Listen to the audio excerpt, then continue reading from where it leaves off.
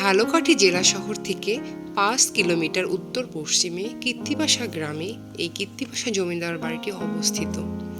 ১৯ শতকের প্রথম দিকে বিক্রমপুর জমিদার বংশের রাজা রাম সেনগুপ্ত এই কীর্তিবাসা গ্রামে আসেন।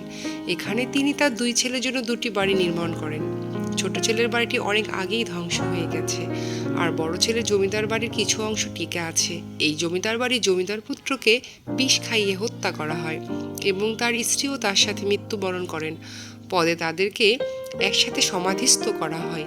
এখানে এখনও একটি নাট মন্দির, হলঘর, ছোট ও বড় মন্দির আছে।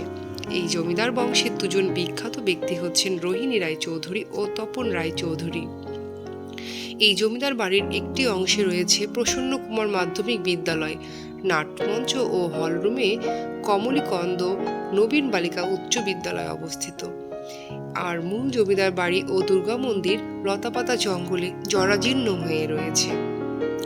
জানা যায় কীর্তিপাশা জমিদার পরিবারের সতীদাহ নিয়েই বলা হয় সতীদাহের দেশ বরিশাল। ব্রিটিশ শাসনের শেষ আমলে জমিদার পুত্র রাজকুমারকে বিষ প্রয়োগে হত্যা করা হয়। জমিদার বাড়ির অনেকের সঙ্গে ষড়যন্ত্রে তার স্ত্রী হরসুন্দরীর নামও উঠে। নিজেকে নির্দোষ প্রমাণে এবং স্বামী হত্যার দায় থেকে মুক্তি পেতে হরসুন্দরী স্বামীর সঙ্গে সহমরণে যাওয়ার পণ করেন। তখন ব্রিটিশ সরকার আইন করেই সহমরণ বা সতীদাহ প্রথা নিষিদ্ধ করেন। আমরা জমিদার বাড়ির একদম ভিতরে অংশে চলে যাই। জমিদার বাড়িটি এত বড়, চিন্তাই করা যায় না। এখানে অনেক সুড়ঙ্গ পথ রয়েছে। আমাদের সামনে যিনি আছেন, আমাদের ড্রাইভার, উনি আমাদেরকে পথ দেখাচ্ছিল। উনি আমাদেরকে বিভিন্ন রকমের গল্প বলছিল এই জমিদার বাড়ি সম্পর্কে। তবে এই জমিদার বাড়িতে অনেক রকমের উপরে নিচে সব পাশে সুড়ঙ্গ পথ রয়েছে। এই সুড়ঙ্গ পথগুলো ইট দিয়ে বন্ধ করে দেয়া হয়। এটা জমিদার বাড়ির পিছনের অংশ। এই পিছনের অংশ দিয়ে দোতলায় উঠে একটু ভয়াবহ অবস্থা। এই যে জমিদার বাড়ির সামনের মাঝখানের যে অংশটুকু আছে সেখানে যাওয়া যায়। তো আমাদের বডিগার্ড সহ বাচ্চারা সেখানে যায়। আমি আর ওঠার সাহস করিনি।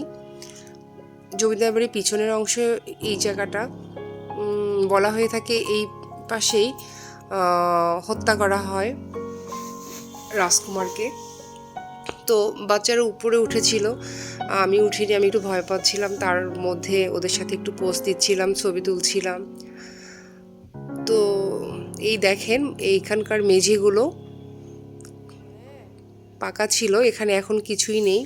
মানুষের ধারণা এখানকার মেঝের মাটিগুলো খুললে ভিতর থেকে হয়তো বা গুপ্তধন পাওয়া যাবে, সেই আশায় তারা এখানকার মাটিগুলো খুঁড়ে। একদম ভয়াবহ অবস্থা এখন। একা আসলে তো যাওয়া প্রায় অসম্ভব। এর ভিতরের অংশে টর্চ লাইট ছাড়া কোনোভাবেই আমাদের যাওয়া সম্ভব হচ্ছিল না। আমাদের সঙ্গে কিছু পর্যটক আসে, তারাও দেখছিল। আমরা বেশ উপভোগ করছিলাম। আমি ভয় পাচ্ছিলাম, বাচ্চারা আমাকে সাহস দিচ্ছিল। তো আমি আমার মেইনলি আমার ননদের ছেলে আসে, তাকে নিয়েই এই জমিদার বাড়িতে ঘুরতে আসা। তো এখানে দেখেন পর্যটকরা ওঠার চেষ্টা করছিল। এই সিঁড়িটা এখন দুর্বিষহ অবস্থায় রয়েছে। তার মধ্যে আমার ননদের ছেলে, আবার ভাগনা একটু ছবি তুলছিল, পোজ দিচ্ছিল। আমি আবার তাকে ছবি তুলে দিচ্ছিলাম, একটু ভিডিও করে দিচ্ছিলাম।